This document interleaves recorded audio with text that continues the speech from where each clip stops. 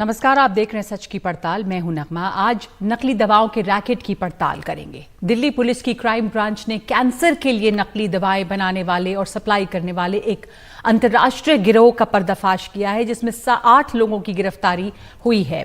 गिरोह के 8 लोग पुलिस की गिरफ्त में हैं। 2 साल से नकली दवा बनने का ये काम हो रहा था, जिसके गिरोह का जो मुखिया है वो विपिल जैन नाम का आदमी है, जो मास्टरमाइंड है। और रोहिणी के एक बहुत बड़े कैंसर अस्पताल के 2 कर्मचारी भी इसमें गिरफ्तार किए गए हैं। इन पकड़े गए लोगों में से कुछ फार्मासिस्ट भी शामिल हैं। बड़ी तादाद में बड़ी ब्रांड की कंपनियों की नकली दवाएं बरामद की गई हैं। 1 से 3 लाख के इंजेक्शन में भरी जाती थी 100 रुपए की एंटी फंगल दवाएं, यानी जो फंगस के काम आती हैं, फंगस को हटाने के लिए, वो 100 रुपए की मिली वाली दवा जो है 1-1 लाख से लेकर 3 लाख तक के इंजेक्शन के बॉटल में भरी जाती थी। दिल्ली और गुरुग्राम के 3 फ्लैट में ये नकली दवाएं तैयार की जा रही थी। इस गैंग ने अब तक 7,000 से ज़्यादा के इंजेक्शन बेचे हैं। 1.96 लाख रुपए के इंजेक्शन में नकली दवाई भरकर ये बेचते थे। और कुछ दवाइयाँ जो हैं वो चीन भी भेजी जा रही थी, हिंदुस्तान के बाहर अमेरिका भी भेजी जा रही थी। इसमें 89 लाख कैश रुपए भी बरामद हुए हैं। 4 करोड़ की 7 अंतर्राष्ट्रीय 2 भारतीय ब्रांड की नकली दवाएं बरामद की गई हैं। तो ये जो है, इसमें 8 लोग गिरफ्तार हुए हैं। और आज ये कैंसर की दवाओं जो नकली बनाई जाती थी उसके गिरोह का पर्दाफाश हुआ है। लेकिन बीते हफ्ते ही हैदराबाद में, फिर दिल्ली के आसपास शामली में, इसके अलावा कोटद्वार में छापे पड़े थे, जिसमें कि नकली दवाओं का एक बहुत बड़ा रैकेट सामने आया था। और यहाँ पर जो नकली दवाएं बन रही थी उनमें आम पेन किलर से लेकर ब्लड प्रेशर की जो आम दवाएं होती हैं, डायबिटीज़ की जो आम दवाएं होती हैं, वो सब नकली पाई गई, जिनमें मिलावट पाई गई। किसी में चौक, किसी में स्टार्च। तो मौत का ये कारोबार जारी है। हमारे साथ बात करने के लिए मौजूद हैं इस पर कैलाश गुप्ता जी, जो अध्यक्ष हैं AICDF के, और डॉक्टर अंशुमान कुमार हैं, डायरेक्टर हैं C3 health care Delhi. Doctor Anshuman Kumar, ये कैंसर की भी दवाएं, जानलेवा बीमारी, किस तरह से दूर दराज से लोग दिल्ली आ रहे हैं कम से कम इलाज के लिए, और इसमें 1 लाख से 3 लाख के इंजेक्शन में एंटी फंगल दवाएं, इसका नुकसान सबसे पहले, एक तो जाहिर है कि फायदा कुछ नहीं होगा, लेकिन इस तरह की दवाएं जब दी जा रही हैं कैंसर की मरीजों को, कैंसर की दवाएं बहुत महंगी होती हैं। जी नकबा जी, बिल्कुल सही फरमाया है। उसके पहले कुछ चीजें दर्शकों के लिए मैं क्लियर कर लूं कि नकली दवाएं हिंदी में तो एक ही है, जाली या नकली दवा। 2 मेडिसिन होती है, fake medicine and counterfeit medicine. जो ये दवा पकड़ी गई, जैसे कैंसर की दवा की जगह फ्लूकोनाजोल एंटी फंगल दवा डाली गई, इसको हम कहते हैं फेक मेडिसिन। मतलब चीज ही नहीं है जो होनी चाहिए। काउंटरफिट मेडिसिन मतलब पैकेजिंग लेवलिंग सेम होगी, लेकिन दवा की मात्रा नहीं होगी या पानी उसमें होगा, तो इसको कहते हैं काउंटरफिट मेडिसिन। आपको जानकर आश्चर्य होगा, पूरे विश्व में काउंटरफिट एंड फेक मेडिसिन का सबसे बड़ा सप्लायर भारत है। 75% भारत से दवा जाती है। सेकंड पे इजिप्ट है 7%, थर्ड पे चाइना है 6% सप्लायर में। भारत के मार्केट में आप सोचिए 20 बिलियन US$ का मार्केट है भारत का अपना दवाइयों का। इसमें 5 बिलियन नकली दवा है। तो ये जो दवाएं हैं वो ज्यादातर काउंटरफीट और फेक मेडिसिन जो है हिंदुस्तान के बाहर जा रही है। हिंदुस्तान के अंदर इस 5 लाख जो कारोबार है, हिंदुस्तान के अंदर भी बहुत बड़ी तादाद में सप्लाई हो रही है। और जो बाहर जा रही है, बाहर तो कम से कम रेगुलेशंस काफी सख्त हैं, इसके बावजूद ये दवाएं, फेक दवाएं बाहर जा रही हैं। जी बता रहे हूं। अब डोमेस्टिक सुन लीजिए, 25% हिंदुस्तान के अंदर की दवा नकली है, 25%। और जो बाहर जा रही है उसका आंकड़ा दिया। बाहर में कौन से कंट्री में जा रही है? CIS, Uzbekistan, Kyrgyzstan, Kazakhstan, African country, इन सब में, जहां पे सुविधाएं इतनी कम है, क्योंकि नकली दवा पर रखने के लिए एक लेबोरेटरी टेस्ट होती है जो बताता है कि इसके अंदर दवा असली है या नकली है, वो उनके पास है नहीं। आपने सुना होगा उज्बेकिस्तान में ही और जैम्बिया में कफ सिरप से कुछ बच्चे मरे थे, जिसमें इथिलीन ग्लाइकोल की मात्रा 21 गुना ज्यादा थी। तो उनके बेचारों के पास टेस्ट करने की जगह ही नहीं है। अब सोचिए, आपने जो सवाल पूछा कि फ्लूकोनाजोल एंटी फंगल भर दिया अगर कैंसर की दवा की जगह, तो क्या होगा? कैंसर के मरीज की already kidney, immune system, liver compromise होता है।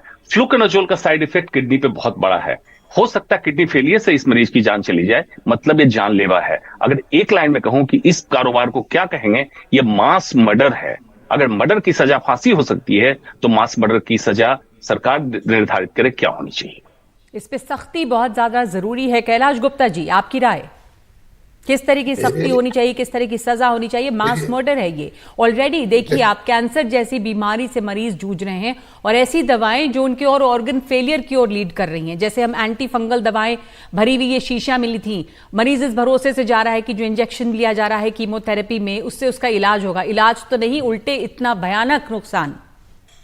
नगमा जी, सबसे बड़ी बात तो ये है कि एक तो जो ऑनलाइन ये बिजनेस चल पड़ा है, इससे दवा के बारे में कस्टमर को पता नहीं चलता है, क्योंकि उसकी आमने सामने 1-to-1 नहीं होती है। दूसरा, जो आपने बताया कि 2 फार्मासिस्ट भी पकड़े गए हैं, क्या होता है ये जो दवा है ऑन्कोलॉजी डिपार्टमेंट के अंदर, ये स्पेशलिटी प्रोडक्ट्स है और इनके दाम जो एमआरपी होती है वो बहुत ज्यादा होती है। और जो बाजार में दवा मिलती है, मान लीजिए किसी की एमआरपी 1 लाख रुपया है, तो कंपनी वाले ही उस दवा को 20,000 रुपये में देते हैं और एक के साथ एक फ्री, इस तरह की स्कीम्स भी होती हैं। लेकिन सबसे बड़ा कारण क्या है, जब किसी का पेशेंट हॉस्पिटल में एडमिट होता है तो जो वहां पर अटेंडेंट के साथ जो फार्मासिस्ट होते हैं या जो और वहां के एम्प्लॉय होते हैं, उनकी एक पूरा का पूरा एक बहुत बड़ा जाल है। आप ऑल इंडिया मेडिकल इंस्टीट्यूट के बाहर देखिए और देखिए, वहां पर वो दवा दवा की दुकान की बजाय उसको कोई सप्लायर बीच में सप्लाई करता है। तो मैं तो इसमें ये कहूंगा कि इसके अंदर सबसे बड़ी जो कमी है वो उपभोक्ता की है, ग्राहक की है, पेशेंट की है। तो ग्राहक या उपभोक्ता की जो कमी है वो कहां पर है, कैसे है, कैसे ये ग्राहक पहचाने कि वो जो दवा खरीद रहे हैं वो असली दवाएं हैं? आप कह रहे हैं एक तो सस्ते के चक्कर में भी लोग चले जाते हैं कि सस्ती दवाएं कहां मिल रही हैं, और ऑनलाइन भी आजकल बहुत सारी सस्ती दवाएं हैं, और इस चक्कर में बल्कि कैलाश जी बड़ी कंपनियां भी सप्लाई कर रही हैं, ऑनलाइन दवाएं सस्ती मिल जाती हैं, कॉमन दवाएं भी। तो फिर आप कह रहे हैं कि इससे भी बहुत गड़बड़ है। कस्टमर्स कैसे इसमें चौकस हो सकते हैं? मैं रिटेल चेन चलाता हूं, मैं देखता हूं कस्टमर कहता है जी मुझे 25%, 30% मुझे डिस्काउंट आ रहा है, जबकि भारत सरकार का एक कानून है, शेड्यूल्ड ड्रग पे 8 और 16 मार्जिन है और नॉन शेड्यूल्ड ड्रग पे 10 और 20% का मार्जिन है। जब वो दवा उस कंपनी को या उस चेन को या उस रिटेलर को कॉस्ट भी नहीं पड़ती है और वो उससे ज्यादा डिस्काउंट देता है, तो इसका मतलब कहीं ना कहीं दाल में काला है। और कस्टमर एक देखता है कि मैं दवा लूं, उसका बिल ठीक है, उसके ऊपर जीएसटी है या नहीं है, बहुत सारी चीजें हैं। कस्टमर क्या है, इन सब चीजों को नहीं देखता। वो देखता है, मैं खुद कई बार काउंटर पे देखता हूं, जब मैं उसका दाम बताता हूं अपना मार्जिन रख के, तो वो उससे बहुत ऐसी दाम बताता है जिस रेट पे वो दवा हमको नहीं मिलती है।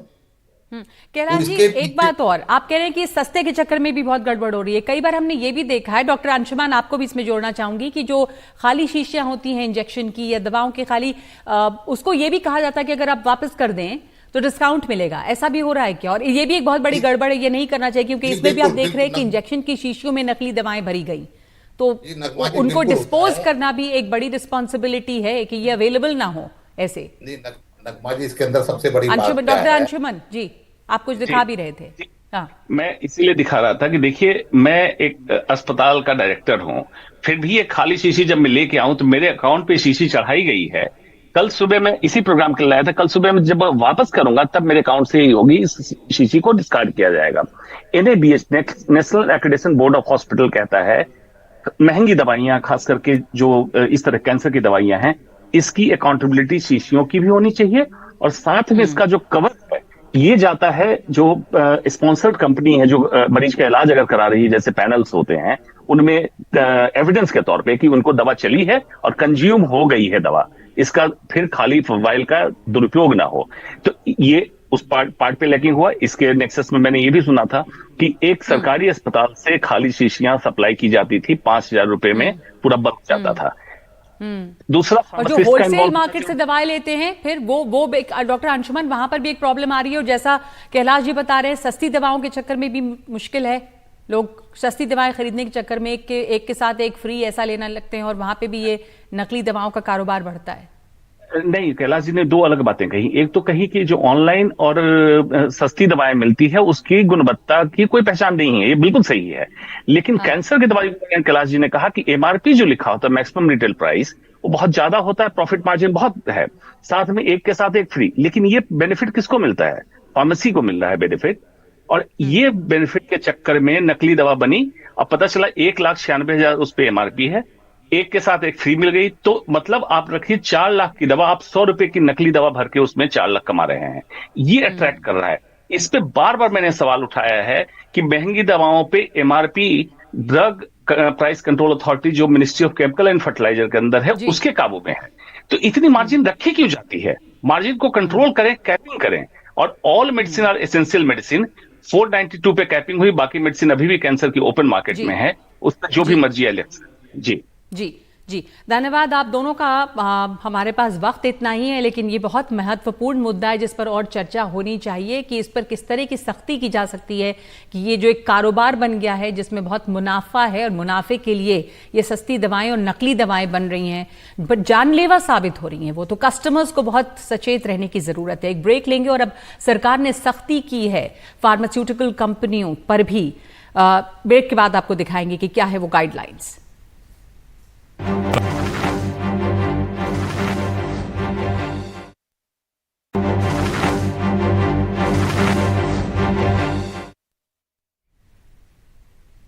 इधर फार्मा कंपनियों पर सरकार सख्त है। फार्मा कंपनियों के लिए फार्मास्यूटिकल विभाग ने uniform code for pharmaceutical marketing practices के तहत गाइडलाइन जारी की है। इस गाइडलाइन को तमाम फार्मास्यूटिकल एसोसिएशन को अपनी वेबसाइट पर डालनी होगी, जिसमें यह कहा गया है कि हेल्थ केयर प्रोफेशनल को आर्थिक लाभ नहीं पहुंचा पाएंगे।